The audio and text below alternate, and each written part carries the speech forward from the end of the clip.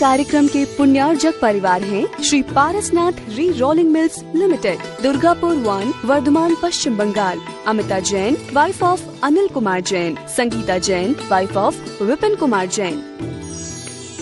मानक चंद, कमला देवी, राकेश, नीतू, ऋषभ एवं Ayushi Musharraf, B123, Sethi colony, Jaipur, Rajasthan. स्वर्गीय माता सीतावंती, धर्मपत्नी स्वर्गीय मास्टर नत्थू रामजी मुन्हानी की स्मृति में Shri Surendra Jain, Kanta Jain, Shri Ashok Jain, Neelam Jain, Shri Pankaj Jain, Amita Jain, Shri Rajneesh Jain, Deepika Jain, Shri Rishabh Jain, Mudit Jain, SKJ rubber corporation, Delhi. Arun Kumar Jain, Renu Jain, Anushree Jain, Anshita Jain, Nandgram, Ghaziabad. Meena Pradeep, Madhu Pradyumn, Sona Ankit, Rishabh, Tanuj, Surabhi Ranu, प्रखर जैन, चांदबाग। 83-402 सिद्धार्थ नगर, बोरीवली, मुंबई 400066। सुभाष जैन, वीना जैन, संयम जैन, शिखा जैन, साक्षी जैन, सार्थक जैन, प्रीत विहार, दिल्ली। स्वर्गीय श्रीमती रंजन तरुण भाई सेठ की जन्मतिथि स्मरणार्थ श्री तरुण भाई सेठ, समीर दामानी, तेजल दामानी, मलय दामानी, वडोदरा, गुजरात। श्रुत मालिका, बैंगलोर। नया बाजार, दिगंबर जैन मंदिर, ग्वालियर। रामप्रस्थ कॉलोनी, गाजियाबाद, गुप्तान। मोक्ष मार्गस्य नेतारं भेतारं कर्म भोगृतां ज्ञातारं विश्वतत्त्वानां वंदे तद्गुणलब्धये। पंच परमेष्ठी भगवान की जय। संत शिरोमणि आचार्य विद्यासागर जी महाराज की जय। पिछली पाठशाला तक तत्वार सूत्र के प्रथम अध्याय को हमने समझा। प्रथम अध्याय में हमने क्या समझा? मोक्ष मार्ग क्या है, सम्यक दर्शन किसे कहते हैं, कितने प्रकार का होता है, 7 तत्व कौन कौन से हैं, तत्व और रत्नत्रय को जानने के उपाय क्या हैं, सम्यक ज्ञान 5 भेद वाला है, मत श्रुत अवधि मन परे और केवल ज्ञान।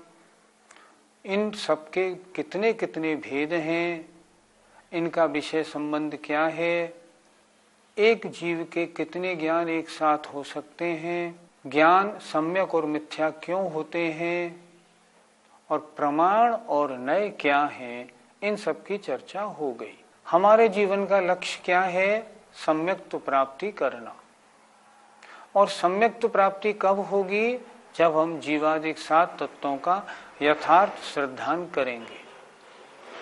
तो अब दूसरे अध्याय से 10वें अध्याय तक आचार्य ने जीवादिक 7 तत्वों का वर्णन किया है। जीवादिक 7 तत्वों का वर्णन किया है। इस दूसरे अध्याय में अब जीव क्या है, उसके परिणमन, उसकी इंद्रियां, उनका जन्म, उनकी गति, इस सब के बारे में यहाँ हम चर्चा करेंगे। तो दूसरा अध्याय प्रारंभ करते हैं कि जीव के परिणाम कितने प्रकार के होते हैं। औपशमिक क्षायकौ भावौ, मिश्रश्च जीवस्य स्वतत्वमौदयिक पारिणामिकौ च औपशमिक क्षायकौ भावौ मिश्रश्च जीवस्य स्वतत्वमौदयिक पारिणामिकौ च। औपशमिक क्षायकौ भावौ मिश्रश्च जीवस्य स्वतत्वमौदयिक पारिणामिकौ च। फिर बोलिए। औपशमिक क्षायकौ भावौ मिश्रश्च जीवस्य स्वतत्वमौदयिक पारिणामिकौ च। आचार्य ने जीव के 5 प्रकार के भावों का इसमें वर्णन किया है। आइए बोर्ड से आपको समझाता हूं। जीव के भाव 5 प्रकार के होते हैं। सूत्र में देखें, औपशमिक, क्षायक, ये 2 भाव, और मिश्र, मिश्र माने छायोपशमिक, मिश्र भाव, जीवस्य जीव के, स्वतत्वम निजी तत्व हैं, निजी भाव हैं, और औदैक और पारिणामिक। क्या हुआ? जीव के, जीवस्य जीव के स्वतत्वम निजी भाव हैं। कौन कौन से? औपशमिक, क्षायिक, मिश्र माने क्षायोपशमिक, और औदैक और पारिणामिक। बहुत आवश्यक पाठ है, अच्छी तरह समझना है। फिर देखें, जीवस्य जीव के स्वतत्वम निजी भाव हैं। जीव में कितने भाव पाए जाते हैं? 5। कौन कौन से? औपशमिक, क्षायिक और मिश्र। मिश्र माने क्षायोपशमिक, और औदैक और पारिणामिक। अर्थात अब इसका अर्थ भावार्थ कैसे लगेगा? औपशमिक, क्षायिक, क्षायोपशमिक, औदैक और पारिणामिक, ये जीव के निजी 5 भाव हैं। आइए अब इन 5 भावों का स्वरूप समझते हैं। पहले आया औपशमिक। औपशमिक शब्द कैसे बना? उपशम और उपशम से औपशमिक। उपशम कहते हैं कर्म का दब जाना उपशम है, और उपशम होने के कारण जो भाव होता है आत्मा में वो औपशमिक है। उपशम, उपशम से होने वाला औपशमिक। जैसे एग्जाम्पल, जैसे चारित्र मोहिनी चारित्र गुण को नहीं होने देता, तो चारित्र मोहिनी दब गया तो आत्मा का जो गुण था वो प्रकट हो गया, तो वो उपशम से होने के कारण कहलाएगा औपशमिक। दूसरा शब्द आया क्षय, और क्षय से बना क्षायिक। क्षय माने विरोधी कर्म का नाश हो जाना, इसका नाम क्षय है। और विरोधी कर्म के नाश होने से जो भाव आत्मा में प्रकट हुआ उसे हमने कहा क्षायिक। ज्ञानावरणी कर्म आत्मा के ज्ञान गुण को ढकता है। ज्ञानावरणी कर्म का नाश होने से केवल ज्ञान प्रकट हुआ, तो केवल ज्ञान क्या कहलाया? क्षायिक। क्षय से होने वाला क्षायिक। तीसरा आया क्षायोपशमिक, मिश्र। क्षायोपशमिक का मतलब होता है गुण का पूर्ण घात करने वाली, सर्वघात करने वाली प्रकृति का अनुदय, और देशघाती के उदय में जो गुण का अंश प्रकट होता है उसे कहते हैं क्षयोपशम।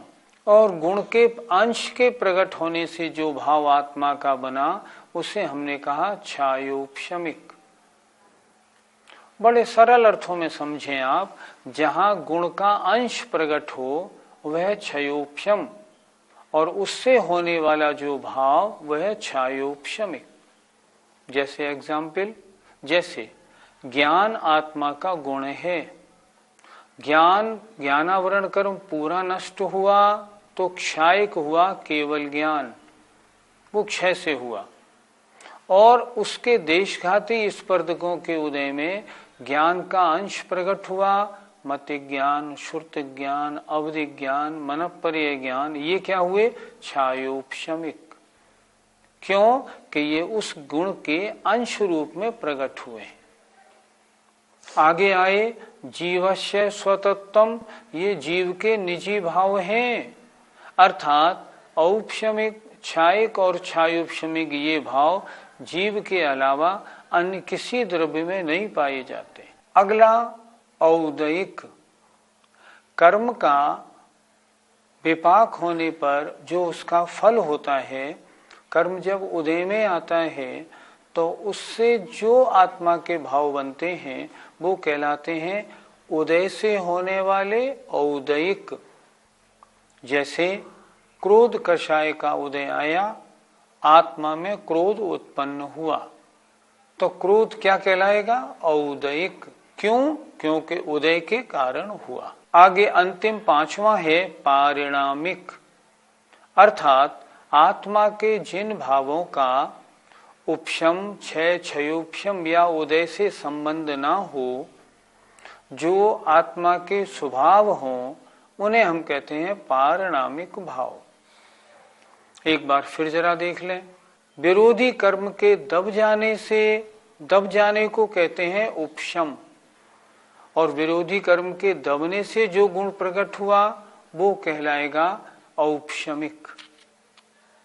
विरोधी कर्म का नष्ट हो जाना उसे कहेंगे क्षय, और क्षय होने से जो भाव प्रकट हुआ उसे हम कहेंगे क्षायिक। विरोधी कर्म के क्षयोपशम होने से सर्वघाती का अनुदय, देशघाती स्पर्धक का उदय होने से जो गुण का अंश प्रकट हुआ उसे हम कहते हैं क्षयोपशम, और जो उससे जो आत्मा के परिणाम होते हैं वे कहलाते हैं क्षयोपशमिक। ये जीव के स्वतत्व निजी भाव हैं। ये तीन भाव जीव के अलावा अन्य किसी में द्रव्य में नहीं पाए जाते। चौथा औदयिक, कर्म का उदय में आना और फल देना, उस कहते हैं हम उदय, और उस कर्म के फल देने से आत्मा में जो परिणाम होते हैं वे कहलाते हैं औदयिक। जैसे क्रोध के उदय में क्रोध रूप परिणाम होना। और पारिणामिक भाव वे भाव हैं जिन आत्मा के परिणामों का संबंध कर्मों के उपशम, क्षय, क्षयोपशम, उदय से नहीं होता, जो जीव के स्वभाव होते हैं उन्हें हम कहते हैं पारिणामिक। इस प्रकार 5 प्रकार के भावों का वर्णन इस पहले सूत्र में हुआ। पंडित जी, इस सूत्र के अंत में च शब्द क्यों दिया है? आचार्य श्री का कहना है कि 4 शब्द का मतलब इन भावों के अलावा अन्य और भी भाव हैं, लेकिन वे जीव के निजी भाव नहीं हैं, पर भाव अन्य और भी जीव में होते हैं, जैसे अस्तित्व, वस्तित्व, प्रमेयत्व, प्रदेशवत्व आदि। ये भाव जीव में हैं और अन्य में भी पाए जाते हैं, इसलिए आचार्यों ने यहाँ च शब्द दिया। अब आचार्य बताते हैं कि इन 5 प्रकार के भाव, इनके भेद कितने कितने हैं। इसके लिए अगला सूत्र उन्होंने लिखा, द्विनवाष्टादशैकविंशति त्रिभेदा यथाक्रमम्। द्विनवाष्टादशैकविंशति त्रिभेदा यथाक्रमम्। फिर बोलिए, द्विनवाष्टादशैकविंशति त्रिभेदा यथाक्रमम्।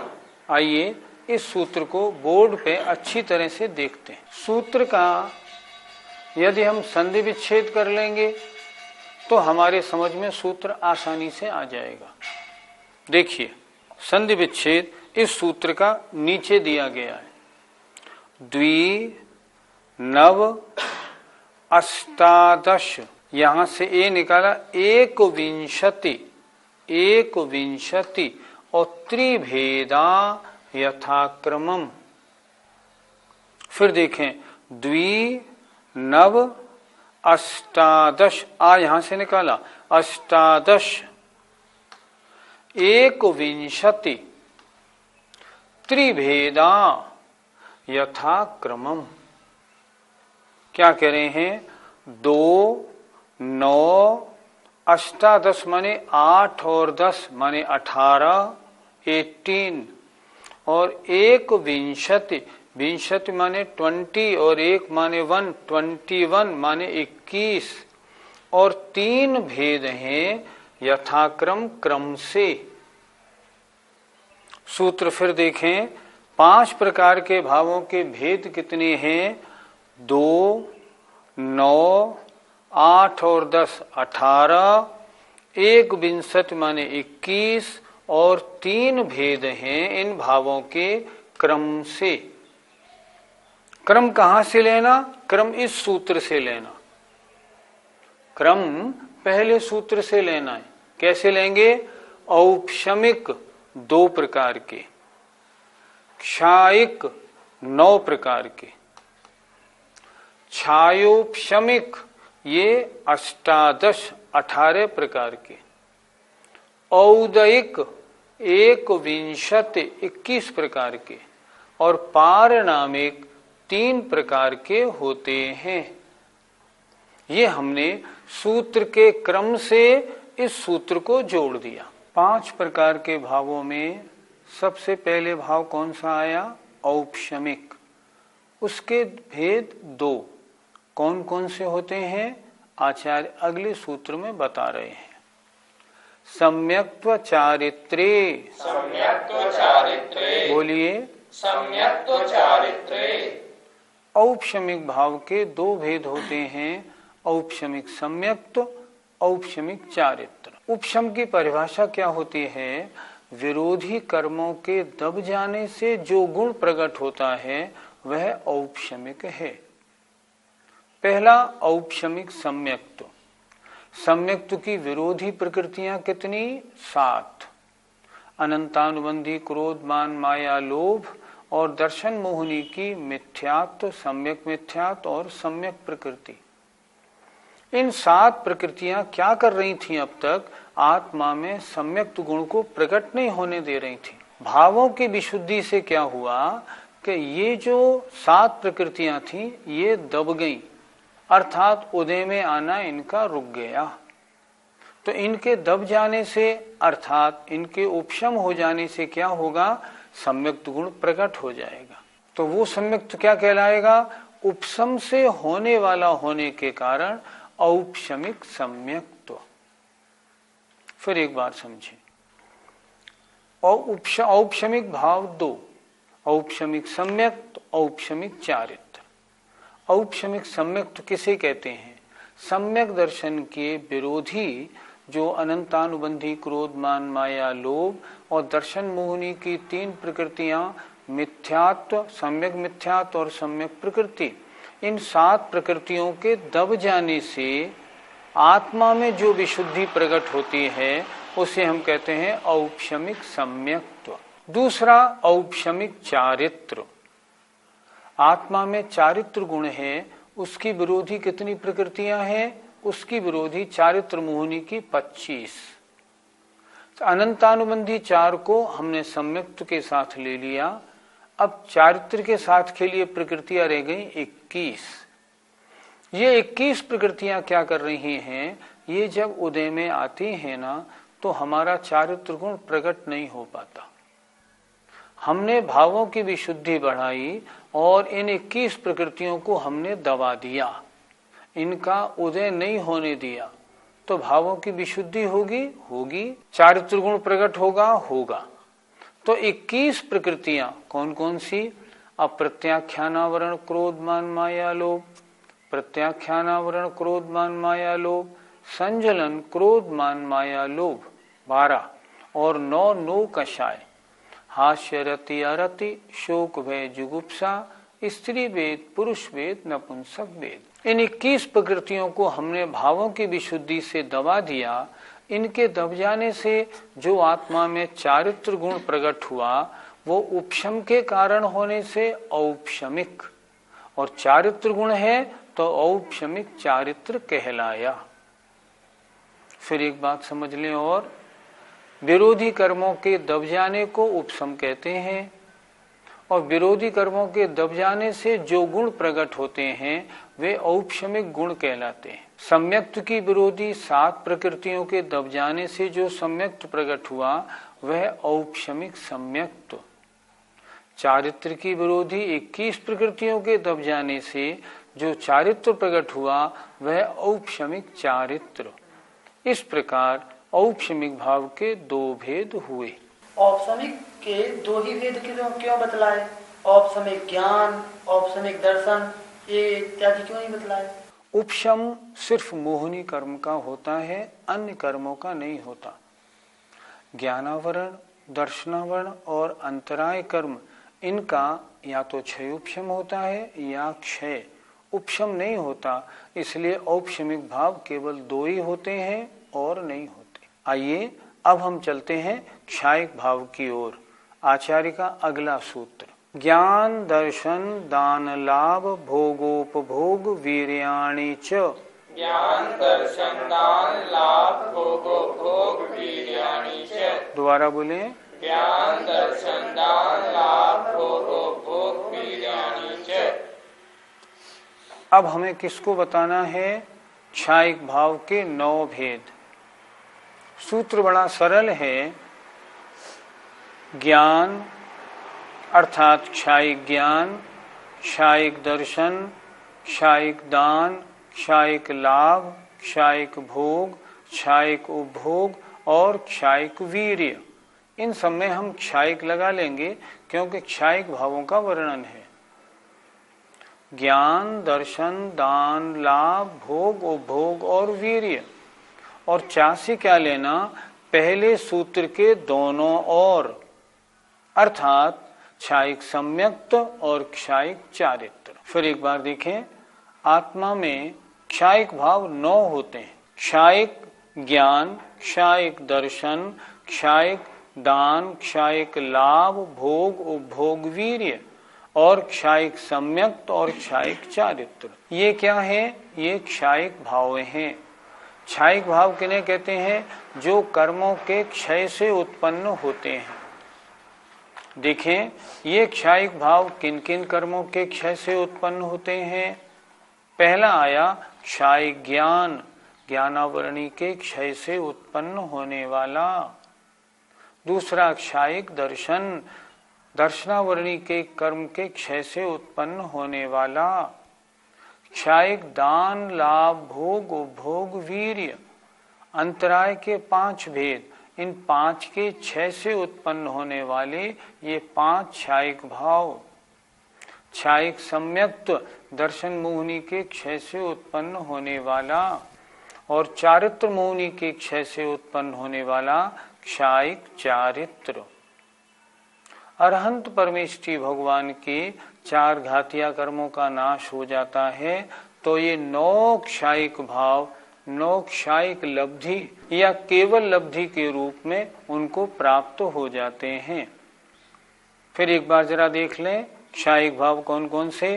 क्षायिक ज्ञान, क्षायिक दर्शन, क्षायिक दान, लाभ, भोग, उपभोग, वीर्य और क्षायिक सम्यक्त और क्षायिक चारित्र। विरोधी कर्मों के नाश हो जाने से 4 घातिया कर्म विरोधी हैं।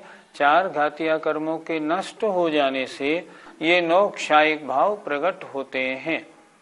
ये कर्मों के क्षय से होते हैं, इसलिए उनको क्षायिक भाव कहा जाता है। यहाँ चा से ऊपर के पहले सूत्र के दोनों भाव लेने हैं, क्षायिक सम्यक्त और क्षायिक चारित्र। गुरुजी 6 तो 8 कर्मों का होता है, तो फिर केवल इन्हीं कर्मों के 6 से क्षायिक भाव क्यों बनता है और क्षायिक भाव क्यों नहीं होते? कर्म 8 होते हैं, उनमें 4 घातिया कर्म जीव के अनुजीवी गुणों का घात करते हैं और शेष 4 घातिया कर्म जीव के प्रतिजीवी गुणों का घात करते हैं। प्रतिजीवी गुणों के घात से कोई परिणाम नहीं बनते, परिणाम अनुजीवी गुणों के घात से बनते हैं। इसलिए 4 घातिया कर्मों के नाश होने से जो भाव बने वे ही क्षायिक भाव होते हैं। शेष अघातिया कर्मों के नाश से जो भाव होते हैं उन्हें हमने क्षायिक भाव यहाँ आचार्य ने नहीं कहा। इस तरह आज दूसरे अध्याय में हमने क्या पढ़ा? पहले सूत्र में भाव 5 प्रकार के कौन कौन से होते हैं? औपशमिक, क्षायिक, क्षायोपशमिक, औदैक और पारिणामिक। ये जीव के निजी भाव हैं। दूसरे सूत्र में हमने इनके भेद पढ़े, 2, 9, 18, 21 और 3 भेद इनके होते हैं। तीसरे सूत्र में औपशमिक भाव के 2 भेद, औपशमिक सम्यक्त और औपशमिक चारित्र, और चौथे सूत्र में क्षायिक भाव के 9 भेदों का वर्णन हुआ। हमें क्या करना है? भगवान मेरे भाव में जो मिथ्यात्व है कब हटे और औपशमिक सम्यक्त रूप मेरे परिणाम कब बने? क्षायिक भाव इस पंचम काल में संभव नहीं, लेकिन औपशमिक भाव इस पंचम काल में संभव है। तो मेरी आत्मा में ये भाव उत्पन्न हो, इसी भावना के साथ आज हमारी पाठशाला का समय पूरा होता है।